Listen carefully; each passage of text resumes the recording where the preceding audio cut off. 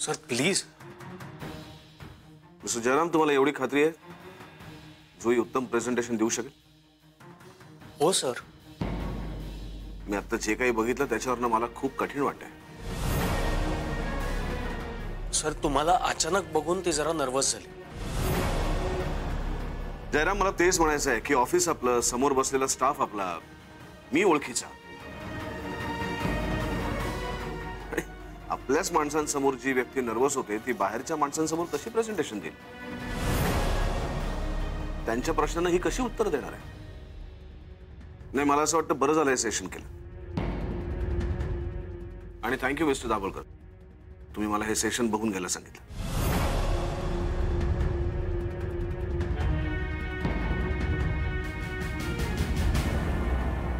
जयराम हा खूप महत्वाचा क्लायंट आहे. आपण त्यांना खूप सारे ऑफर्स देतो.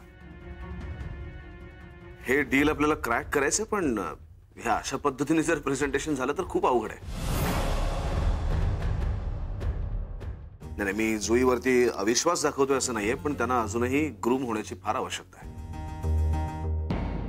सर तुम्ही प्लीज माझ्यावर विश्वास ठेवा. जयराम, हे कॉन्ट्रॅक्ट हातातून जातं कामा नये एवढंच लक्षात ठेवा.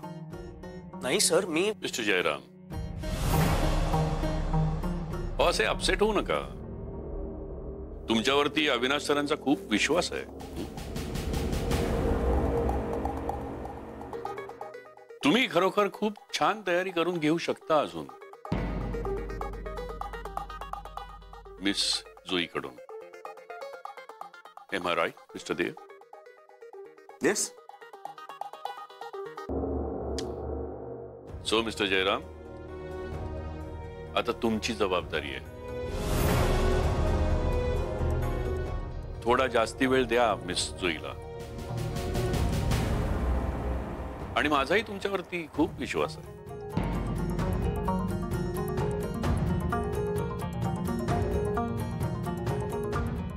All the best.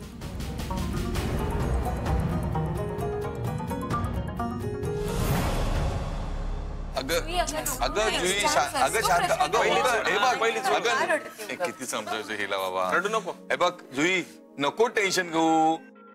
सगळं काही व्यवस्थित होईल. अगं झालं गेलं गंगेला मिळालं. अगं ह्या गोष्टी होतात अशा. नाही काका, असं व्हायला नको होतं. मी खरंच खूप प्रयत्न केले होते आणि जयने खूप मेहनत घेतली होती. असं असूनही मी अचानक ब्लँक कशी झाले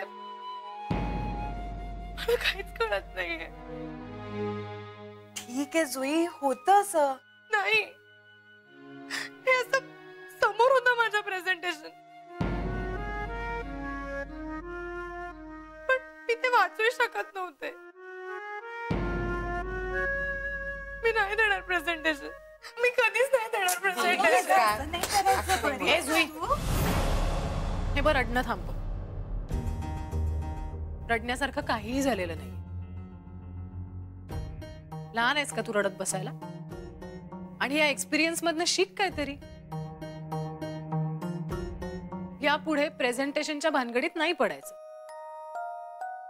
जे आपल्याला झेपत नाही ते नाही करायचं. रजनी, अगं काय बोलतेस तू? आधीच तिला वाईट वाटते आणि तू काय चुकीचं बोलतेय मी? आणि वाईट वाटलंच पाहिजे तिला. प्रेझेंटेशन करता आलं नाहीये तिला. जयने एवढा विश्वास दाखवला. तयारी केली असतीस ना तर ब्लँक झाली नसतीस आणि हा सगळा तमाशाही झाला नसता. आणि एक मिनिट, मी काही पर्सनली बोलत नाहीये इथे कोणालाच. मी देव टूर्सच्या भल्यासाठी हे बोलतेय. त्याच्यासाठी हा विचार करतेय आणि खरं तर तिच्याही भल्यासाठी. मान्य आहे तू तिच्या भल्याचा विचार करतेस, पण जे काही तू बोलतेस ना आणि तुझा तो मार्ग अतिशय चुकीचा आहे. मला असंच जमत. रजनी, आधीच ती घाबरलीये आणि जे घाबरलेले असतात ना त्यांना हिम्मत द्यायची असते. अजून घाबरून टाकायचं नसतं. जाऊ द्या, सांगून काय उपयोग आहे का? हे म्हणजे आपण दगडावर डोकं आपटल्यासारखं आहे. मी दगड आहे. रजनी मॅडम, तुम्ही नीट ऐकलं नाही. मी बोललो की दगडावर डोकं आपटण्यासारखं आहे. तुमच्या नावाचा उल्लेख नाही केला मी. अर्थ तोच होतो ना. हा, मग तुम्ही जुईला समजून सांगत होता तेव्हा तुमचा समजून सांगण्याचा सूर होता, पण तिला वाईट वाटावं असा त्याचा उद्देश होता.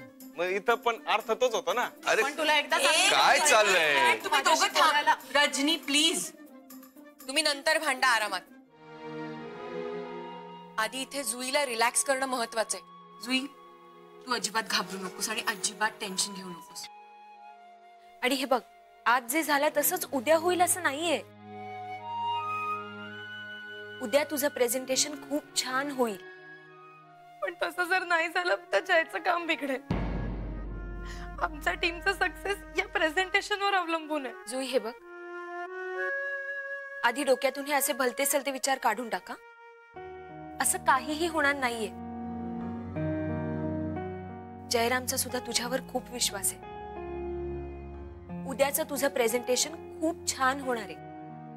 आणि बरं का जुई, माझे आकडे मला सांगतायत की उद्याचा दिवस तुझ्यासाठी उत्तम असणार आहे. ऐकलं? आणि जुई, दाभोळकर सरांचा सुद्धा तुझ्यावर आणि जयरामवर खूप विश्वास आहे. विश्वास आहे? हे देवा. काका, तुम्ही म्हणतात असं होतं. तुम्ही सांगा ना, उद्या काय होईल? उद्याचा दिवस कठीण आहे. काका,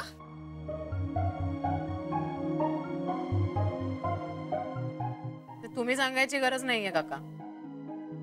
सगळ्यांनाच दिसतंय ते. उद्याचा दिवस कठीण आहे. एक मिनिट, माझं बोलणं संपलं नाहीये. मला पुढे बोलायचं आहे. बोला ना. अगं, उद्याचा दिवस म्हणजे उद्याचा दिवस कठीण आहे म्हणजे तो समोरच्यांसाठी, क्लायंटसाठी. म्हणजे कसं आहे की तू त्यांना सगळं समजावून सांगशील ना, त्यांना बरोबर चांगलं पटणार आहे आणि तुझं प्रेझेंटेशन चांगलं होणार आहे आणि ते सगळे क्लायंट लोक सगळे खुश होऊन म्हणजे तोंडात तसं बोट घालणार एकदम. हा, मस्त छान प्रेझेंटेशन होणार तुझं. काका, मला माहितीये, मला बरं वाटावं म्हणून तुम्ही हे सगळं बोलताय. अगं नाही, खरंच असं काही नाहीये. आमचा सगळ्यांचा तुझ्यावर खूप विश्वास आहे. आणि माझाही विश्वास आहे.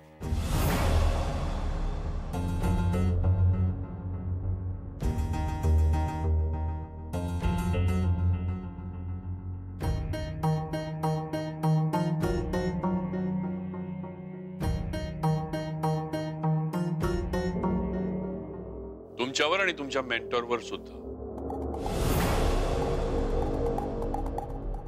काही काळजी करू नका, तुम्ही छान प्रेझेंटेशन करणार आहात. आणि तुमच्या सोबत जयराम असल्यानंतर तर हे सहज शक्य आहे. All the best. Thank you sir.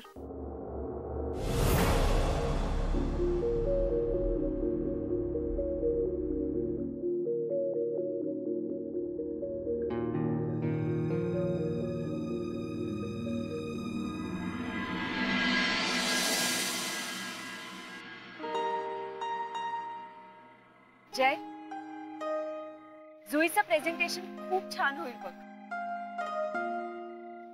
मलाही तसंच वाटतंय,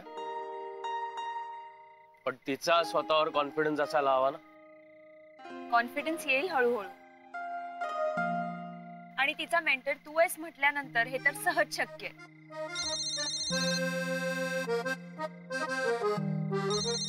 100 वर्ष आयुष्य येईल. मी आत्ता फोन का केला? बघ ना, फोन उचल. पण काय म्हणते? हा, बोल Jui. Hello Jay, I am really very sorry. Sorry? कशाबद्दल? मी आज प्रेझेंटेशन नाही देऊ शकले. जुई, जे झालं ते झालं. हे बघ, आता आपण त्याच गोष्टीवरती जर का बोलत राहिलो, त्याचाच विचार करत राहिलो, तर पुढची कामं थांबतील ना. आणि आपल्याला खूप काम करायचंय. हो जय, पण मला जमेल असं अजूनही वाटत नाही. जुई, सगळ्यात आधी मनात हा जो काही निगेटिव्ह विचार येतोय ना, तो काढून टाक. आणि एकदाच काय करायचंय, कसं करायचंय ते ठरव. मग बघ, जे काही अशक्य वाटतंय ना, ते सगळं शक्य होईल. हो, मी प्रयत्न करेन. हा, नाही प्रयत्न नाही, मला विश्वास आहे तू हे करशील. त्यामुळे तू आता असं म्हण की मला हे जमेल, मी हे करेन. हो. जुई, हो नाही म्हण, मी हे करू शकेन.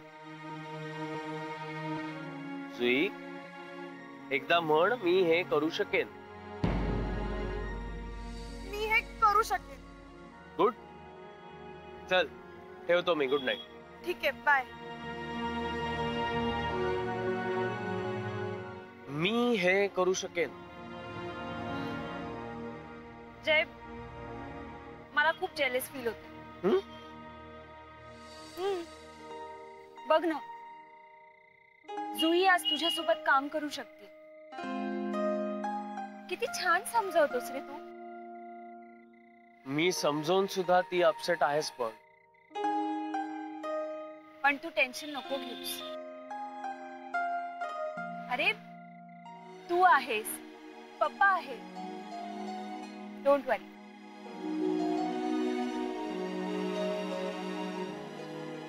पप्पाने किती करेक्ट ओळखलं ना. जुईला जर ग्रूम करायचं असेल तर जय सारखा दुसरा ऑप्शनच नाही. किती छान समजावलं ना पप्पानी तिला. जुईने जेव्हा तुझ्यासोबत काम करायचं नाही असं ठरवलं, तेव्हा सुद्धा पप्पांनीच तिला समजावलं. आज सुद्धा जेव्हा ती अपसेट होती ना, तेव्हाही पप्पांनीच तिला समजावलं. त्यांनी तुझ्यावर इतका विश्वास दाखवला. ते म्हणाले की तू तिच्याकडून खूप छान प्रेझेंटेशन करून घेशील.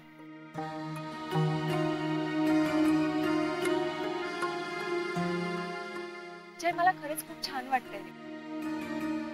पप्पा आता हळूहळू तुझ्यावर विश्वास ठेवायला लागले आणि त्यांच्या अपेक्षा सुद्धा वाढल्यात तुझ्याकडून. आता सगळं छान होईल ना जय. पप्पा बदललेत ना जय. हो ना.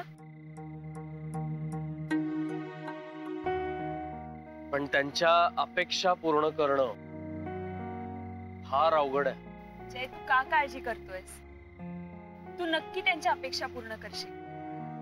आणि तू कुठल्याही गोष्टीचा विचार केलास तर ते काम तू नक्की सक्सेसफुल करतोस, मला माहितीये. बर, चला उशीर झालाय, आता निघूया.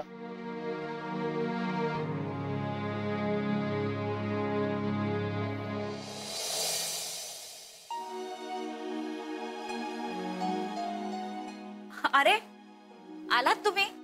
मी तुम्हालाच फोन करत होते आता. काका कुठे आहेत? तुम्हाला उशीर वगैरे काही झाला नाहीये? एवढं टेन्शन कशाला घेतेस? मी तुम्हाला फोन करत होते म्हणजे मी तुम्हाला सांगणार होते, आज मस्तपैकी बाहेर फिरायला जा आणि बाहेरच जेवून या म्हणून. वहिनी कुठे दिसत नाहीये? तेच तर सांगते ना, मी आज एकटीच आहे घरात, कोणीच नाहीये. म्हणून तर तुम्हाला म्हटलं. कुठे गेलेत सगळे? म्हणजे काका गेलेत त्यांच्या मित्राकडे अण्णांना बरोबर घेऊन. त्यांचं काहीतरी गेट टुगेदर होतं, तिकडे जेवून येणार आहेत ते. मी म्हंटल बर का, तुम्हाला जायचं असलं तर जा, अण्णांना कशाला नेता उगाच, म्हणजे त्यांची कशाला उगाच ओढात अण्णा. पण हे ऐकतील तर. बरं झालं अण्णा सुद्धा सोबत गेले, त्यानिमित्ताने त्यांना सुद्धा बाहेर फिरता येईल ना. नाहीतर घरी बसून बसून कंटाळा येत असेल त्यांना खूप. आणि तुम्ही काळजी करू नका, अण्णांची काळजी काकांशिवाय उत्तम दुसरं कोणीही घेऊ शकत नाही. माझी खात्री आहे काका नीट लक्ष ठेवतील अण्णांवर. अगदी खरंय. पण वहिनी, तिला अभिचा फोन आला होता. दोघं कुठेतरी बाहेरच भेटणार होते, पिक्चर बघायला जाणार होते आणि मग बाहेरच जेवून येणार होते. चिनू? हो, चिनू पण गेलाय त्यांच्याच बरोबर. आणि अरे, माझा आज उपास आहे म्हणून मी जेवणच केलं नाही काही. तुमच्यासाठी करू का काहीतरी? नाही नको, आम्ही बाहेरच खाऊन येतो काहीतरी. जा जा. तुम्ही चला ना काकू. नको अरे, मी आज घरीच आराम करते. तुम्ही या जाऊन. तुम्हाला तरी असा वेळ कुठे मिळतोय कधी? मग कुठे जायचं?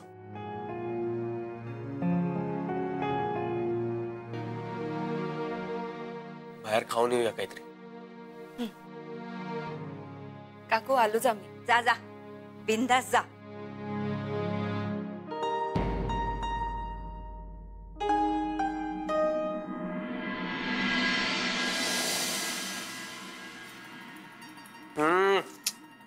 अरे अगं अदिती, अरे काय चाललंय? मी तयारी करते. हा ते दिसतंय.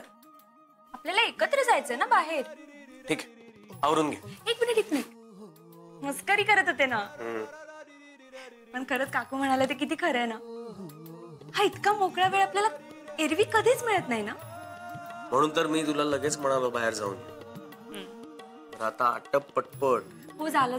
काका आणि अण्णा याच्या आधी जाऊन यायचंय परत. चल.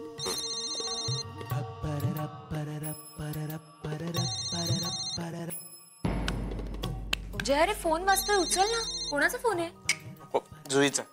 अरे मग उचल ना. खूप नर्वस असेल रे ती. उचल. पण मी तिला सांगितलंय ना आता सगळं. हो, पण आज जे काही घडलं त्यामुळे तिला असं वाटणं साहजिक आहे ना. खूप टेन्शन आलं असेल तिला. त्यात उद्या तिचं पहिलं प्रेझेंटेशन आहे आणि ही जबाबदारी तुझी आहे. पप्पांना खूप विश्वास आहे रे तुझ्यावर आणि तिच्यावरही. त्यामुळे प्लीज फोन उचल.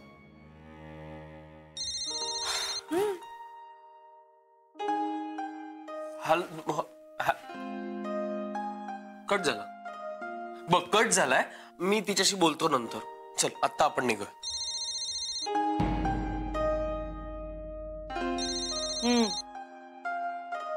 अरे उचल. हॅलो. हा बोल का जुई, काय झालं?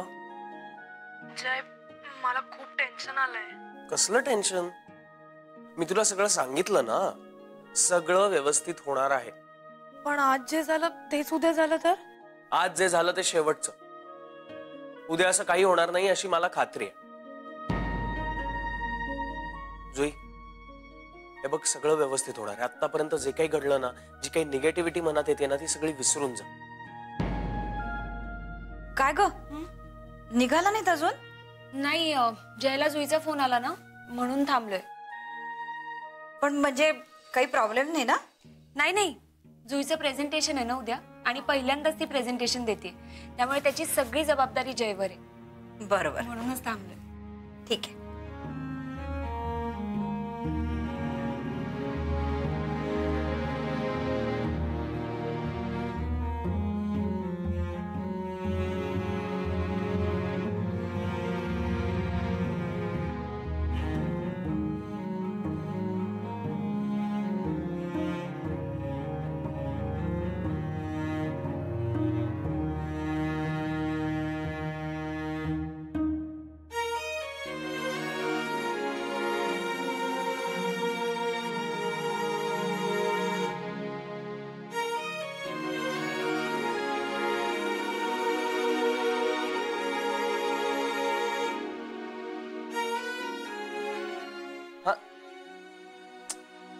जुई, तुझा प्रॉब्लेम काय माहितीये? तू खूप विचार करतेस. आता कधी कधी विचार करणं आपल्या फायद्याचं असतं, पण काही वेळेला काय होतं, जास्त विचार केला ना की आपल्यालाच ते उलट त्रास देत, जसं तुला आत्ता देत. त्यामुळे प्लीज जास्त विचार करू नकोस. सगळं व्यवस्थित होईल. हो.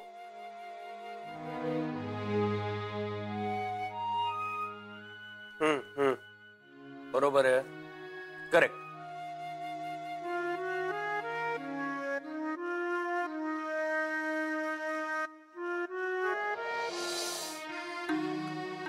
अगं अजून तुम्ही इथेच? 10 वाजले आता. आता कधी निघणार?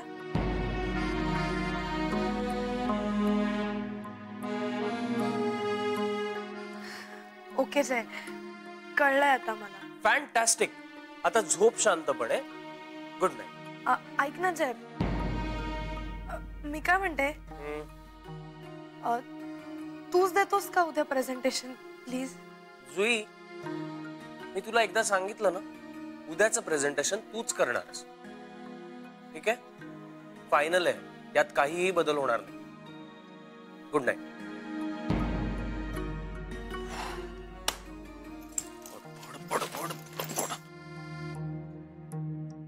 I am sorry.